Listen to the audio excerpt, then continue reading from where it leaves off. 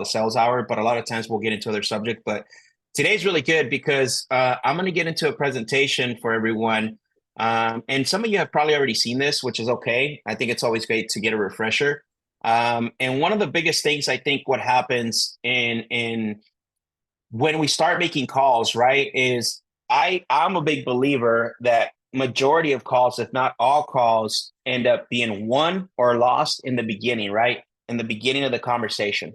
And the reason why is because you are, unless it's an appointment, unless it's an appointment that you booked, it's always going to be an interruption call regardless. Whether it's a PPC, whether it's a lead that comes in from cold calling, whether it's a lead that comes in from what I want to say, direct mail, whatever it is. If you don't have an appointment, it's always going to be an interruption call. So what that means is that when we start the call, we have to be at our best. We cannot relax, right? We have to be at our best. We can get to a point where we build enough rapport, and we get to a point where we build enough trust where we can potentially, start to, put aside a little bit of that of the guard. But in the beginning of the conversation, you need to be able to master your call, because how you start your call is potentially how your call is going to go the rest of the way. So what I'm saying is that we don't want our call to be uphill, right? We don't want to start. We want to be like at the peak at our start, so we can go downhill in our conversation, right? And so I'm going to walk you through a few things that shows you basically what you need to be doing. Some of you, like I said, have seen this, and a lot of you haven't.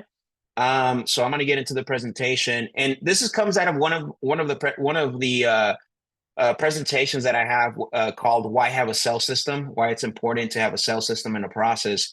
And I believe that every single one of you should have some type of process, right? Because I can tell you this, especially if you're calling homeowners and you're calling sellers, if you don't have a process or a sales system of your own, what's going to happen is you're going to default to whatever the seller system puts you through. That makes sense? So what that means is that if you guys don't believe me that these sellers have their own process, their own system, well, let me remind you that they do, and they put you through it every single time. Whether it's wrong, whether it's right, it doesn't matter. Like, they're putting you through a process, right? They're asking you, "Well, what's your offer? Tell me what you do for me." They're putting you through that system, so you have to have something that you're able to overcome that. Not by like being pushy or being combative, but more of like understanding, like, look, Mr. Seller, I can't give you that information without XYZ. I'm not going to do that until you do this. Getting little small commitments, right? And we all go through this. We know this, right? As soon as you jump on the phone, sellers want to know that information ASAP. Like they don't want to be on the phone for such a long time. So I'm going to go through this presentation just to show you how you can start, start mastering your, the starts of your call. It's very important that you understand that the better you get at mastering the beginning of your phone call, the better you're going to get to the rest of the call. And look, some of us are more experienced than others. We can have a bad start and overcome that. A lot of us can't, right? And let's be honest with us. If you can't, let's get better, right? That's the first thing on how do we get better, is to understand where we make the mistakes and where we need help on. And I believe, honestly, it's always in the beginning of the phone call. Is there's other sections, but I think the biggest things, like I said, majority of phone calls are lost or won in the beginning of the conversation. Okay. So, and this is going to be a little different than a lot of what a lot of people talk about out there, because a lot of people that are out there talking about how to talk to sellers, what they emphasize on is two things: condition and price right away. Right. And we all understand that when we start in condition and price, it's all about condition and price, right? It turns into more of a battle of, my property's the best. How much can you pay for it? Well, I don't know what I can pay for, right? So I want to get away from that type of logical conversation to more of, let me first discover if you're actually someone that's worth my time. This is the way that you guys got to think. It's a mind shift, right? It's called equal business stature, right? We have to start thinking like this, so that way, when you are talking to sellers, you're automatically putting them in a position where it's like, look, no, this is not just your show. This is an equal This is an equal business stature where you potentially have something you want. I get it, but potentially it may not work for me, and what I have may not work for you. Eric, what's going on, brother? Thank you for joining us. So I'm gonna get into this really quick. Let me go ahead and show here my where's it at? Okay, here it is. Let me know if you guys can see that. And as well, if you have a question, don't hesitate to stop me, because I don't just want to ramble. I want to answer questions. I want to make sure that you are understanding what I'm actually what I got, what I'm talking about, because look, not everybody has seen this, and we all need help, right? We all need to make sure we understand this. So I want to make sure that if you do have questions, make sure that you raise your hand. There's a little emoji, or you can just go off mute. Okay. So let's start off with this. We all get leads, whether we get them through cold calling, whether we get them through PPC, whether we get them through pay per lead, whatever, right? Now, one of the mistakes that you can't make, that you got to stop doing, is stop making, there's no assumption allowed when you are calling these leads. So what I mean by that is that when the lead comes in, okay, there's going to be some notes in the database, with the lead, excuse me, inside your CRM, if you do have a CRM, or potentially a spreadsheet, however you're managing your leads. There's going to be notes. Don't get caught up reading the notes. You're going to make an assumption decision based on the notes. And as you can see, the first three letters that are capitalized in the word assumption, that's what's going to happen. You're going to make yourself that, right? You're going to make yourself out of that. So don't read the notes. No assumption allowed. And the reason why I say this is because let's say that you have a cold caller that generates the leads for you, right? The cold caller is not going to be able to qualify the leads like you are. They don't know. They're not that good. So if you look at the notes and you make an assumption decision in your mind based on what the notes say, you just said that your VA that's cold calling for these leads they're right. You want to give yourself an opportunity to work these leads, right? Even if you're cold calling them yourself, you could still, you're going to put people on a follow-up. So you want to make sure that when you go back to your notes that you don't get caught up reading on those too much. I can tell you this, even in the PPC leads that we get, there's going to be some notes. And so we look at them briefly, but we don't get caught up into them. We don't want to get caught up looking at the notes, because I don't want to get into this game where it's like, oh man, this lead says that, they want to sell in 6 months. They want this much. I want to give ourselves an opportunity to make sure that we are, that we are, what is it called? Giving ourselves an opportunity to close that deal, if that makes sense. Now, and I'm going to use some words here that a lot of you are not going to be familiarized with, but some of you are, because you have the script, you have the Closers Lab script. So I'm going to explain to you what this is. When you're in the introduction, what you need to be doing, the first thing that you need to do to be able to master the start of your call is you need to instill confidence in your prospect. Some of you guys are probably going to say, like, what the heck does that even mean, right? It's any time that you call someone, if your message is not clear or concise, and I know concise and direct can mean the same thing, clear, concise, direct, and there's a breakdown in your pitch, in your voice, in your voice inflection, what I can tell you is the prospect is going to get spooked, and they're going to be like, who is this person calling me? They don't even know what they're talking about. I can hear that there is no confidence in your voice. And I used to make this joke, and people laugh at it, like, just like dogs smell fear. You guys know that, right? Dogs smell fear. Well, people smell when you're not confident, or they sense over the phone when you have no confidence of why you're calling. So guess what? It's your job to instill confidence in them. Remember, it's an interruption call unless you booked an appointment. So when you're in the introduction and you're asking your questions, and I'm going to give you a couple of things right now that you can ask that simplify, the call, so you don't get caught up getting too much into the price and condition, because that's what most people teach you, like getting into price and condition pretty fast, right? We want to stay away from that for the most part. It's important. I'm not saying it's not important, but we don't want to be in that realm yet. First, we're trying to find out if this is a prospect or a suspect. Write that down for those of you guys that are new. We're trying to find out if this is a prospect or a suspect before any negotiations, before talking about the property. And the reason why is because, I don't know about you, but I take my time serious and valuable. So I don't want to be talking about negotiations, and I don't want to be talking about property condition if I know you're not a prospect for my solution. And most of us get caught up, trying to convince people to do business with us, and we don't want to be doing that. We want to qualify these people, right? We want to make sure that we're qualifying them, to talk to us first of all, right? So again, when we're calling them, gotta instill confidence in the prospect that you know why you're calling. You're 100% sure it's them. And here's a few tips, right? What does that look like? What does that look like, for example, when you are when you are calling these people, right?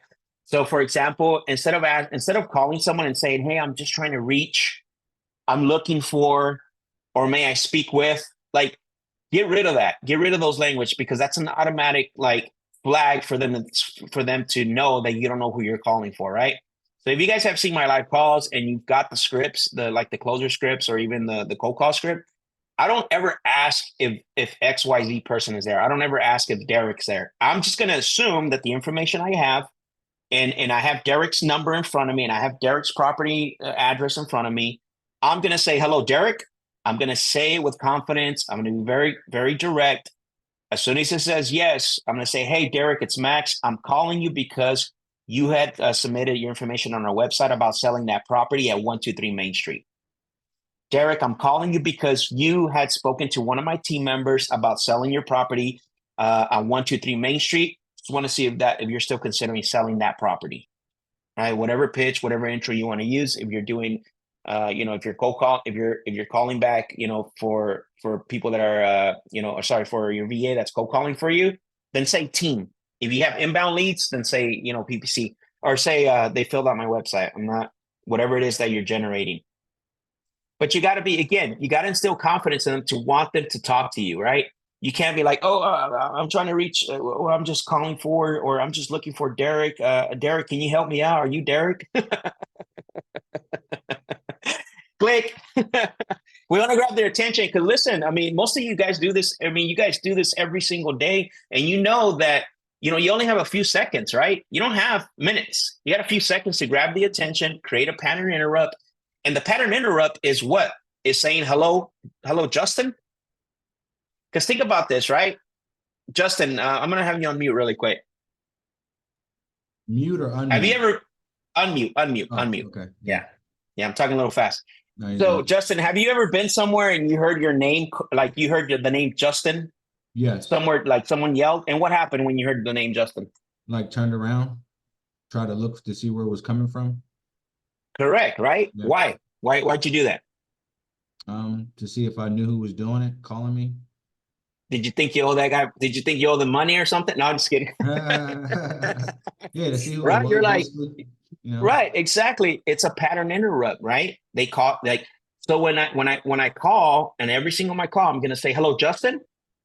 And right away, I want to pattern interrupt him and make him think like, who the heck is this? Now, there are some savvy people that will say, no, Justin here. Like if you call me and you say, hey, Max, I'm like, who's this? I'm not going to say, I'm pretty sure some of you guys will, but don't think that everybody has that capacity to do that. I can tell you, I've heard my name just like you have, Justin. Hey, Max. And I turn around and I'm like, who's calling me? Right? It's a pattern interrupt because they're calling our name. And what that does, it grabs our attention. And it's the same thing that we're doing here when we're calling them. We need to instill the confidence that we know who they are. And then as soon as they say, yeah, who is this? There shouldn't be any hesitation in your 30-second pitch, right? Which is, hey, Justin, it's Max. I'm calling you because you spoke to one of my team members about selling that property over at 123 Main Street. You still consider selling that property? Well, yes. And yes. Right? Perfect. Well, I got the information. And now we're going to go into what we need to do in order to qualify your property for an offer. I automatically instill confidence. I automatically tell you right away that we're not going to talk about anything. I need to ask you a few questions in order to qualify your property for an offer, right? Go ahead, Andrew. This is for a follow-up call, right? So it could be for a follow. Yeah. It's for a follow-up. So the beginning, the actual like when you ask for or when you say hello, Andrew, that works for anything. That works for a cold call and follow-up call, both, right? So in this case, for a cold, for in this case, for a cold call, the way I would do it is I would say, "Hello, Andrew." Just role play Oh, this with me real hello? quick, Andrew. Oh, wait, I got you. Hey, Andrew. No, you're good. Hello, Andrew. Who's this? Is this Andrew? Oh, wait. Yeah. Oh, Who's hey, this? Andrew. Hey, Andrew. It's Max. I don't know if you can help me. I've actually was trying to reach the owner of the property over at 123 Main Street. You probably don't own that property. No, that's my property. It is. Okay, perfect. Well, I appreciate you for confirming that. I'm actually calling you because we are actually considering buying a few more properties in that neighborhood. Don't know if you would consider selling that one on 123 Main Street. Yeah, I've considered it. You have? Yeah. All right. Tell me more about that. What's going on? So 2 months back, oh wait. I don't know. You You're want to good. keep You're going good. or? Oh, No. You're good. You're good. I was just oh, showing you that the yeah, same yeah, process and the same thought process works. The only you're basically you're saying different things. That's it. But you yeah. I get heard you. I get you. very straightforward, very clear in my delivery. I'm not, again, I'm looking for that. Again, I'm looking to instill confidence in you as far as like to have a conversation. So there are 3 levels of trust, remember, in every call. So number one, I want to gain enough trust, not for you to sell me my property. I'm not looking for you to sell me your property in the first 5 minutes. Let's be realistic. That never happens. What I'm Yeah, looking yeah, for yeah. is in the first 5 minutes, I'm looking for a level of trust for you and I to have a conversation, right? Second Mhm. level of trust is now that I built trust for you to have a conversation with me. What I'm looking for, the second level of trust, is I'm looking for a discovery phase. I'm looking to see if we're a good fit for each other. And then the third level of trust is when we get into the property and the negotiations. That's the third level of trust, right?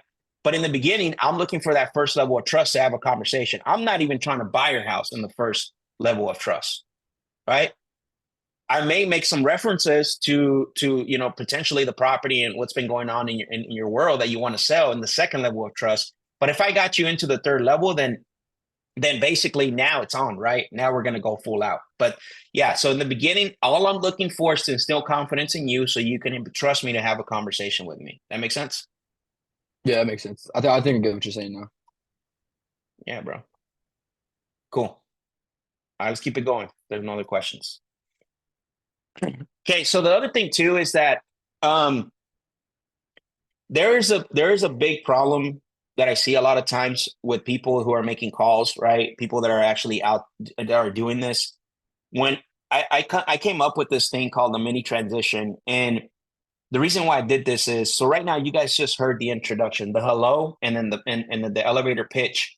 Now we're gonna transition, okay? And what I like to do is I don't like to get into I don't like to just bombard the seller and get into the conversation like hit them in the head right with the next thing. So earlier, I'm going to go back to the follow up call because this is where it hits home just a little bit more. Justin and I we were role playing, and I told him why I was calling. I said, "Hey, I received your information, or you spoke to one of my team members, got the information. Just want to see if you're considering selling that property." As soon as he says yes, as soon as the seller says yes to me, yes, actually, I am still considering. Perfect. Here's what I want to do. This is what I call my mini transition. This is I don't just run through the questions. I always say, look, and I'm going to keep using Justin's name now. I'm not picking on him. Hey, Justin, you know what? I appreciate you for confirming that. Obviously, the information for me doesn't always tell me the whole story of what's going on. I love to follow through with some questions to see if I can qualify your property for an offer. What is it called? What's the word I'm looking for? I have it in my tongue. A privilege. That's what I want to say. It is a privilege for you to get an offer from me, right? You know what? The notes don't always tell the whole story that I receive. I want to follow through and ask you a few questions so I can see if I can qualify the property for an offer. And the reason I like to do that, I want to make sure I get permission from you. This is what I call a mini transition. I'm going to transition here to get to make sure that we're on the same level. And I'm going to tell you guys right now why. It's very important to understand this, right? So the reason why I want to do that is two things. There's two reasons here. Number one, is I'm giving you what you're already thinking. I'm giving the seller what they're already thinking, which is give them an offer, right? Typically, that's what sellers want. But I can't give you the offer without actually first asking you a few questions. Because if I can't ask you a few questions, I can't qualify the property for an offer. And then the second thing is that I'm making sure that you understand that by asking, is that fair, right? So the way that looks, here it is, right? I have a few notes here, but the notes don't always tell the whole story. I'm going to ask you a few questions to fill in the gap to see if we can qualify the property for an offer. Is that fair, Justin? All right. So now we are transitioning. Now I move from the intro. I mastered my intro, my 30-second elevator pitch or 11-second, whatever you want to call it. And now I just made a mini transition agreement because now we're gonna get to the point where everybody wants to be. But as you can see what happens, a lot of people move to this point where they're asking questions way too fast. Now, what am I really looking for here? What am I really looking for here? Okay.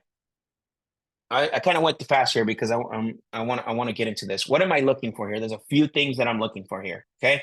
If you guys see on the left-hand side, go ahead. It sounds like you're just looking to see if it's even going to be, if this is even somebody you can talk to. Exactly. I want to know if Jason is a prospect that is worth investing time in. Guys, this is long because I'm doing a presentation, but I can do this in less than 3 minutes in the first 3 to 5 minutes of the call, right? Or even shorter in some cases. But look how powerful this is because we're putting the seller through a process. And you're absolutely right, Jason. And I'm going to give you the 3 things that you need to look for here, and we'll be done with this presentation because I just want to do. I want to show you guys this.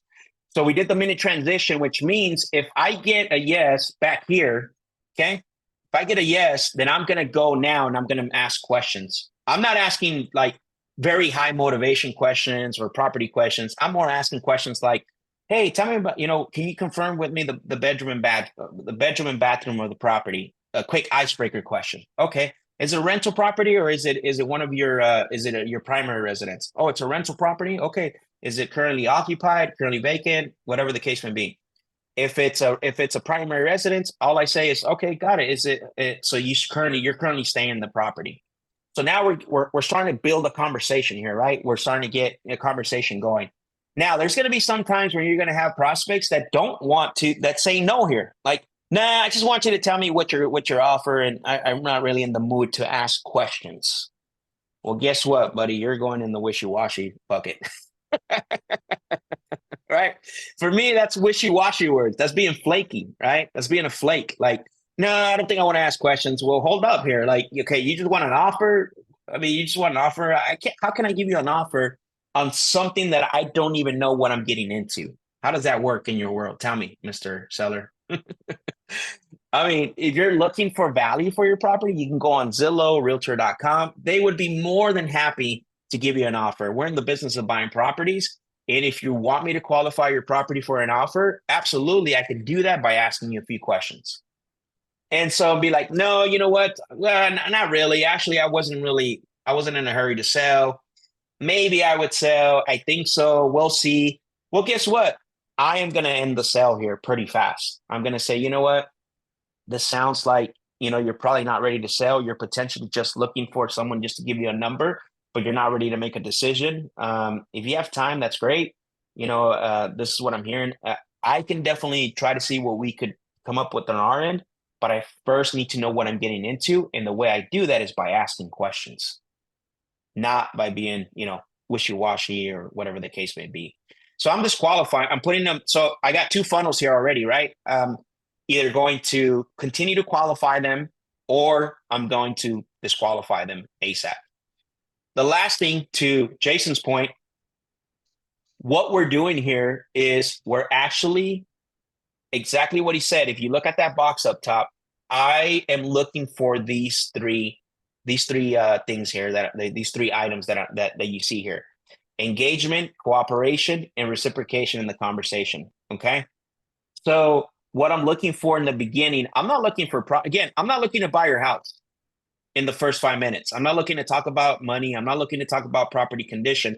What I'm looking for is to see if I have a prospect, like Jason said, that's worth me actually going to, because listen, everyone on this call, seriously, like, you guys may think like, potentially, well, I've seen where a lot of these other guys, they make offers. Yes, because they have a ton of leads. The one thing that they don't talk about, right? They have hundreds and thousands of leads in their CRMs. So they can go that fast. They can do that. And the other thing too is that, I'm a big believer that you should work every lead to its maximum potential. So you're able to take advantage of every lead that you have. And I measure it against that. I'm not looking to buy the house in the first 3 minutes. I'm looking to see if I can have someone that's going to be engaged, going to be cooperative, and that's going to be reciprocated in the conversation, which just means that we're going to go back and forth, right? And that's what I'm measuring on. If I don't get any of those three, I'm going to end the sale. I don't have a problem ending the sale. And I'll let them know too, like, look, this sounds like something you're not ready to do. Hey, unfortunately, you're not going to answer any questions. I got other people I need to call. So if you're not ready to ask any questions, then guess what? I save a bunch of time. I save a bunch of mental energy, and I save a lot of, trying to, have baseless conversations at the end of the day. Because, unless you're going to overpay for properties, who cares? But that's where I'm measuring it. And this is, again, mastering the start of the call is very important. So that way, because this is where you can determine how the rest of the call is going to go. If you start with someone that's really wishy-washy and they start using words like, I'm not in a hurry, maybe, I think I'll sell, we'll see. And then you force the call. Do you really think that you're going to buy the property? Jason, I'll ask you, how many properties have you bought when you felt that the call was forced, or maybe that you didn't identify if it was a prospect first? Man, none. I've even had 2 go to the closing. I had 2 or 3 go to the closing table like that, and the buyer didn't show up. Mhm. Or the seller didn't show up. I've had that happen. Correct. So the second rule, so write this down. So this is very important, and it goes with this. When you are calling sellers and you're trying to negotiate deals, you got to ask yourself this question: Did the seller buy my solution, or did they surrender to the solution because you were being so aggressive and you went to convincing mode? We don't want the sellers to surrender to our solution. We want them to buy our solution, right? Because of things like what Jason just said. Look, like, we work really hard. Like, this is not like life and death stuff, but you make a couple of thousand calls and you try to convince all of them, or you try to roughneck it, or you try to like you're gonna get discouraged and you're gonna want to quit. Believe me, I've seen it 1,000%, 1,000 times over. I've seen it. So you got to understand, like, qualify these people, put them through this process of of understanding whether this is a prospect or a suspect, and measure them against, are they engaged with me? Are they being cooperative? Does the conversation feel reciprocated, right? Like, measure them against